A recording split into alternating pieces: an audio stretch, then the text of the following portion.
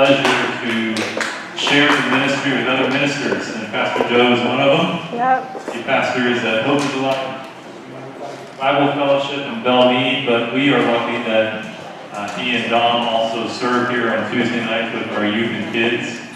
And so Adrian asked Joe to baptize him today, and I am excited about that.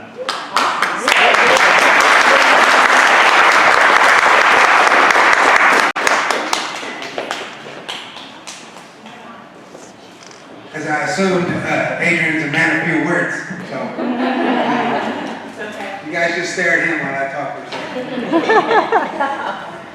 You know, I've had the pleasure of getting to know Adrian over the last few months in our youth service that Becca does on Tuesdays, and my son Joshua is involved, and I had some things open up in my schedule, and some things got moved around, and I said, hey, how can I help? I just want to be a part. I want to serve the Lord. I mean, what can I do?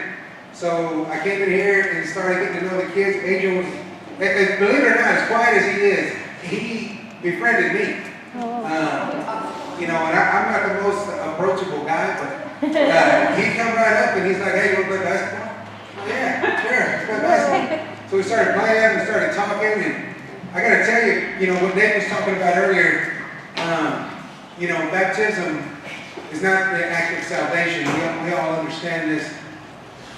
But there is levels to this, and everybody starts somewhere. And I got to tell you, Adrian being as quiet as he is, you're not going to hear him going around town and maybe necessarily evangelizing in the spirit. You may not hear him quoting scriptures out loud. You may not hear him going out and recruiting kids in the name of the Lord. But I'll tell you one thing. The kid lives it. Woo! And it lives in his heart.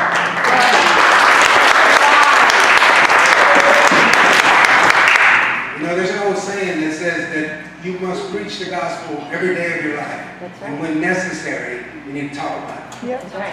And I believe that he embodies that. You know, one of the things that he's very, very intentional about is his prayer life. And I got to tell you, as a young man, that's very encouraging to me to see other young men being prayerful intentionally. It doesn't just come natural for young people.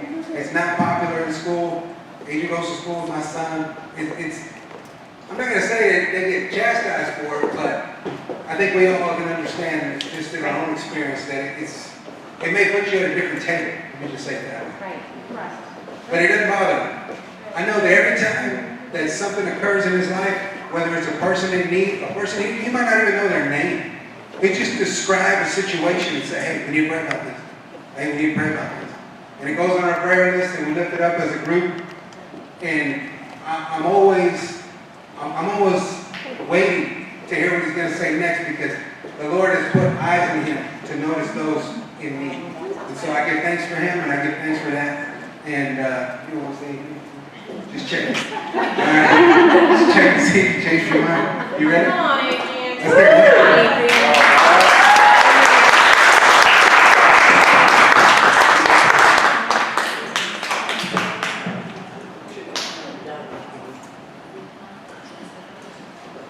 Okay.